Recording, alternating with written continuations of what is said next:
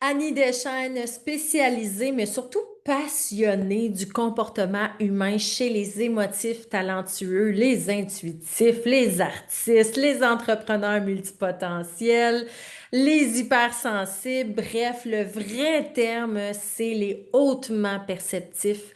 Donc, nous, les hommes, les femmes qui ressentons tout avec nos petites antennes, c'est à vous que je m'adresse, mais également à ceux qui sont plus rationnels, qui entrent en relation avec nous, hein, parce que c'est important d'apprendre à interagir entre nous. Et d'ailleurs, la vidéo d'aujourd'hui s'adresse à tout le monde, hein, à tous ceux qui veulent connaître un certain niveau de liberté en relation avec les hautement sensibles. Donc, on a parlé dans les trois vidéos précédentes. Donc, si tu tombes sur cette vidéo-là, que c'est la première fois que tu me vois, bienvenue dans mon univers très coloré. Et je t'invite par contre à aller voir les trois vidéos d'avant sur la sécurité intérieure, sur la connexion au vivant et sur la résilience, les trois premiers piliers de la liberté pour les hypersensibles, entre guillemets. Parce qu'aujourd'hui, on va parler ensemble du quatrième et dernier pilier, hein. Les quatre piliers, en fait, pourquoi ils sont là, c'est qu'ils nous tracent le chemin. C'est un canevas de vie que j'enseigne avec beaucoup plus de précision d'ailleurs dans mes programmes de groupe, mais également en individuel, pour essayer d'aller moduler et comprendre qu'est-ce qui fait que moi, je me sens encore coincée dans mes réactions émotionnelles. Qu'est-ce qui fait que j'attire les mêmes patterns, les mêmes dysfonctions, le même genre d'humain, que je me sens pas compris, je me sens pas pris au sérieux, je prends pas l'expansion que je voudrais en affaires, par exemple. J'ai l'impression que je perds les pédales avec mes enfants, un autre exemple. Je vis beaucoup de l'envahissement de mon amoureux, mon amoureuse. C'est difficile de recevoir l'empathie, la compassion. Alors que moi, j'ai l'impression que je suis beaucoup trop tournée vers l'autre et pas assez vers moi. Je me sens égoïste quand je me tourne vers moi. Donc, tout ça, tout ce que je viens de vous nommer, ce sont des déclencheurs de non-liberté. Ce sont des états d'être dans lesquels on se sent pas bien, coincé, prisonnier. Et quand on est prisonnier là, ben on génère des émotions désagréables, on génère un état d'être épuisant, on s'épuise, on s'use, on devient fatigué, on devient impatient, intolérant, et là, à un moment donné, on finit par exploser. Donc, souvent, les personnes hautement sensibles que j'accompagne, que ce soit familial, amoureux ou professionnellement, ils vont toutes et tous frapper ce mur-là à un moment donné dans leur vie, à se sentir subir leur relation personnelle ou professionnelle, à sentir qu'ils n'ont pas le contrôle ou la maîtrise de leurs émotions, de leurs énergies. Il y a quelque chose qui se passe en dedans d'eux qui fait qu'ils se sentent envahis, surstimulés, en réaction. Et là, ils ne savent pas trop par quel bout commencer pour revenir à eux, se centrer et ne pas sentir qu'ils sont en train de fondre comme un marshmallow au soleil, là, qu'ils ne sont pas en train de perdre complètement la maîtrise de leurs émotions dans leur vie et d'avoir un caractère à cran, d'avoir un caractère qui fuit, d'avoir un caractère anxieux. Donc, le quatrième pilier d'aujourd'hui, c'est celui que j'aime particulièrement parce que c'est celui quand on arrive au top de la montagne. Tu sais, quand on grimpe une montagne puis qu'on fait du hiking, là, de la randonnée, c'est dur. À un moment donné, on a mal aux jambes, ça brûle dans nos cuisses. Puis là, ouf, on est fatigué. La montagne est haute à monter. Des fois, on peut se décourager. On a peut-être envie de revirer de bord, de redescendre la montagne tellement ça peut être difficile si on n'est pas en forme. Donc, ça demande une préparation, faire de la randonnée. Mais quand on arrive au sommet et qu'on a la vue d'ensemble, il y a un calme qui s'installe, hein. Pour ceux qui ont déjà fait de la randonnée, là, vous savez exactement de quoi je parle. Il y a comme un état d'être qui nous habite.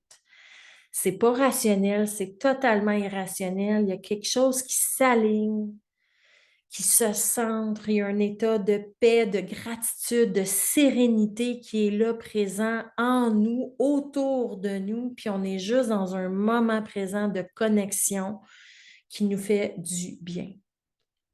Alors, sachez que cet état d'être-là, c'est tout à fait possible de le reproduire dans notre vie personnelle et professionnelle. Ça s'apprend. Et c'est exactement ça que j'aime enseigner. Donc, quand je parle de liberté de haut niveau, c'est de cet état d'être-là que je parle. Comment je peux me rendre à cette congruence de vivre, à cette authenticité avec moi-même, avec les autres autour de moi, une sagesse émotionnelle, spirituelle, physique qui fait que je me sens totalement alignée dans ma verticalité. Je me sens en paix, je me sens bien. Puis peu importe ce qui se passe autour de moi, je ne suis plus victime de subir les contre-coups, mais il y a quelque chose en dedans de moi qui est serein puis qui fait OK, c'est correct, c'est OK. Je vais être capable de le gérer.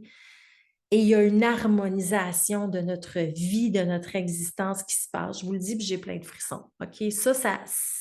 C'est une transformation que je vois chez tous mes clients que j'accompagne. Donc, on a jasé de sécurité intérieure, on a jasé de connexion au vivant, on a jasé de résilience. C'est la quatrième et dernière étape pour atteindre cet état d'être-là de plénitude. En fait, c'est la connexion à mes ressources intérieures en tant qu'être talentueux et intuitif créatif. Vous êtes né pour percevoir l'énergie, vous êtes né pour ressentir les émotions d'une manière accrue et intense que les non hypersensibles, entre guillemets, n'ont pas. OK? Ce n'est pas une mécanique qui les compose génétiquement parce que la haute sensibilité, c'est inné. Ce n'est pas quelque chose d'acquis, c'est quelque chose qui fait partie de nos composantes à la naissance. Donc, ces composantes-là ne sont pas juste là pour foutre le bordel dans notre vie, OK? Soit dit en passant, ne sont pas juste là pour jouer les troubles-fêtes dans nos relations non plus, puis juste nous rendre trop susceptibles, intenses et dramatiques. Cette caractéristique-là, elle est là dans notre vie pour voir au-delà, ressentir au-delà, agir au-delà. Nous sommes des visionnaires nés. Ce qui est difficile, c'est que dans un monde moderne, de plus en plus narcissique, de plus en plus dépendant et déconnecté de leur sagesse intérieure, de leurs valeurs, on est comme un peu les bébites bizarres de la société, là. C'est difficile pour nous de se sentir appartenir, d'être compris et de comprendre les humains autour de nous. C'est ce que j'appelle la médiocrité humaine, OK? Sans jugement de valeur, c'est simplement un constat de voir que, oups, psychologiquement, il y a une dérape en ce moment là, dans la société et nous, on le sent. On n'est pas capable de dire pourquoi exactement, mais on le sent. Donc, vous êtes des visionnaires. Vous devez apprendre à utiliser votre sagesse interne. Et quand je parle de sagesse interne, je parle d'intuition, je parle de ressentir les émotions, je parle de vos dons. OK? Vous avez des dons de clairaudience, de clairsentience, de clairconnaissance, de prémonition. Vous êtes capable de voir les choses venir à l'avance. Donc, vous avez des dons. Vous avez un côté artistique, créatif extrêmement pointu, aiguisé, précis et précieux. Donc, est-ce que vous vous servez de votre coffre à outils intérieur? Est-ce que vous assumez votre sagesse intérieure? Est-ce que dans votre façon de prendre vos décisions, d'assumer vos choix, vous utilisez, vous vous tournez vers votre sagesse intérieure pour valider vos décisions? Est-ce que mon feeling est en accord avec ça? Est-ce que mon intuition est d'accord avec ça? Est-ce que ce que je ressens, ça va en alignement avec ce que je suis en train de décider ou de choisir dans ma vie? Est-ce que c'est congruent? Hein, congruent, c'est que ce que je pense, ce que je ressens et ce que j'agis, c'est tout dans une seule et même track, OK? C'est aligné ensemble. Si je ressens non, puis je dis oui à quelqu'un pour lui faire plaisir, je ne suis plus dans ma congruence. Je ne suis plus dans ma sagesse intérieure parce que je ne m'écoute pas. Donc, connecter avec nos dons, avec nos talents naturels, laisser émerger cette sagesse innée-là qui vous habite, ça veut dire de commencer dès maintenant à vous écouter et à vous faire confiance. Se faire confiance, ça veut dire commencer à vous pratiquer dans des relations sécurisantes ou dans des milieux sécurisants. Commencez pas à vous pitcher demain matin dans quelque chose d'immensément grand. Ça va générer de l'anxiété plus que d'autres choses. Commencez avec vos enfants, votre chum, votre blonde, des personnes de confiance que vous connaissez et challengez-vous à: j'ai-tu vraiment envie de boire mon café un matin? J'ai-tu vraiment envie de faire mon lit? Je veux-tu lui faire son café ce matin? Est-ce que ça me tente réellement? Oui.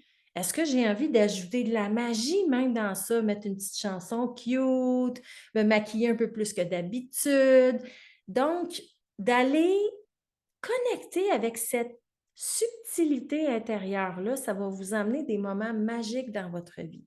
Ça va vous montrer que par moment, il y a des décisions qui ont besoin d'être enrobées, enveloppées. Par d'autres moments, il y a des décisions qui ont besoin d'être reculées, tassées.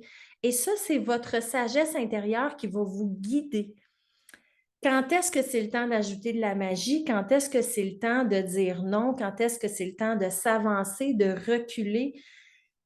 Et ça demande de la pratique. Ça demande de s'écouter, de s'entendre avec compassion, avec empathie, et ça demande surtout d'oser dépasser nos peurs.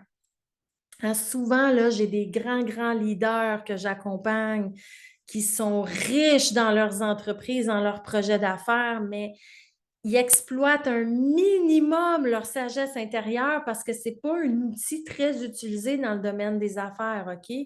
Donc, ils sont très performants, ils ont du succès, mais ils sont désalignés constamment. Ils n'ont pas cette sensation-là d'être vraiment sur leur pouvoir créateur, en alignement, dans leur verticalité, dans l'énergie, l'empuissancement énergétique parce qu'ils ne sont pas à l'écoute de leur sagesse intérieure. Leur sagesse intérieure les amène au-delà de ce que les autres pensent, voient, perçoivent maintenant. Eux, ils voient plus loin. Ils ressentent plus loin aussi. Donc, ça demande d'assumer des décisions qui vont être critiquées, jugées, contournées, qui vont être réactives. Donc, ça va vous demander de faire face à vos peurs. La peur de me tromper, la peur de ne pas être à la hauteur, d'un coup que je me plante, d'un coup que ma sagesse me dirige pas au bon endroit avec le GPS, que ça m'amène dans un détour, que ça m'emmène dans un cul-de-sac même. Donc, il y a beaucoup de peurs reliées à cette énergie très irrationnelle, hein. Ce n'est pas logique, la sagesse intérieure, c'est très dynamique, c'est très dans le changement, dans le mouvement. Donc, ce n'est pas quelque chose de figé, ancré, stable, hein. C'est un flot. Et ce flot-là bouge. Et ça fait peur de bouger dans le changement, dans le flow, dans l'énergie, parce que c'est le contraire de l'organisation et de la structure. Le cerveau a besoin d'organisation et de structure pour se sentir en sécurité. D'où le premier pilier, la sécurité intérieure. Hein, si je veux être libre d'avancer avec ma sagesse intérieure, mais que je n'ai pas de sécurité interne, comment voulez-vous que j'ose faire face à mes peurs? Ça n'arrivera pas parce que je vais me sentir désorganisée, je vais avoir peur, puis je vais me retirer. Je vais m'empêcher, je vais éteindre mon rêve, je vais minimiser mes idées parce que cette sagesse intérieure-là est trop irrationnelle, pas assez tangible et je ne lui ferai pas confiance. Et j'ai plein d'exemples dans ma tête, entre autres le fameux Elon Musk, qui est l'idole de mon amoureux, n'est-ce pas?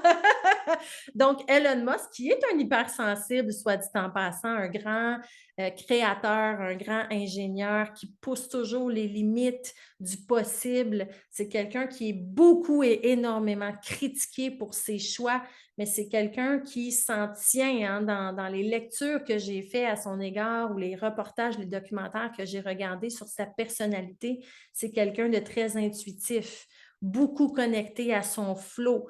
Donc, il y a une compétence, une expertise réelle qui supporte ça et c'est quelqu'un qui se laisse énormément aller dans son intuitivité et dans sa sagesse interne. Et c'est l'un des personnages les plus critiqués publiquement. Donc, ça demande une force, une solidité d'assumer ça, d'assumer cette sagesse-là, parce que c'est pas tout le monde qui va être d'accord. Oui, on va déranger. Et c'est bien tant mieux, parce que ça veut dire qu'on est en train de polariser. Ça veut dire qu'on est en train de s'assumer. Ça veut dire qu'on est en train de se démarquer. On est en train de bousculer comme un effet miroir le fonctionnement de victime chez les autres humains qui nous regardent. Et quand on sait ça, il n'y a plus rien de grave. On est capable de s'arrimer entre nous dans l'ouverture, dans l'écoute, dans l'empathie, dans la compassion et dans la sagesse pour mettre à contribution vos dons. Et c'est ça qui est le plus important pour moi dans ce pilier-là, OK? C'est la contribution. Vous ne pouvez pas priver l'humanité de vos dons particuliers. Vous ne pouvez pas priver les gens que vous aimez de vos talents innés parce qu'ils ont besoin de vous. Ils ont besoin de votre magie pour illuminer leur univers, leur monde. Ils ont besoin de votre sagesse pour savoir que c'est possible. Donc, c'est pour moi, là, c'est vraiment ma grande vision de vie, OK? Quand je travaille, quand j'étudie en psychologie, quand je travaille sur le terrain avec des clients-clientes, c'est toujours ça que je garde en première ligne de mire.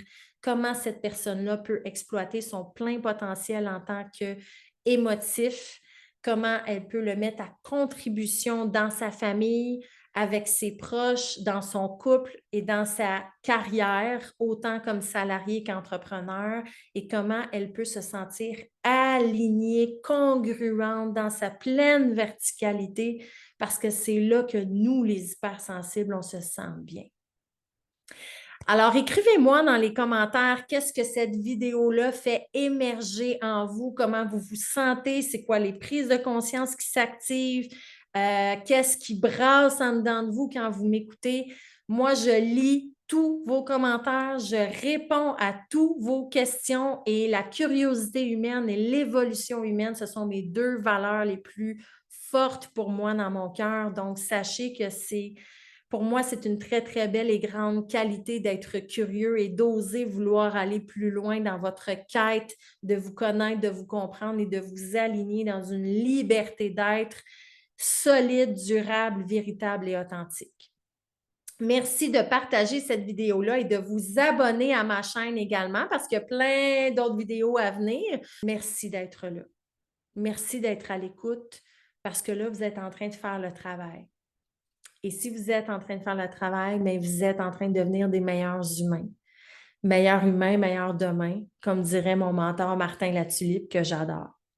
Alors, merci d'avoir été à l'écoute et je vous retrouve très, très, très bientôt dans une prochaine vidéo. Bye tout le monde!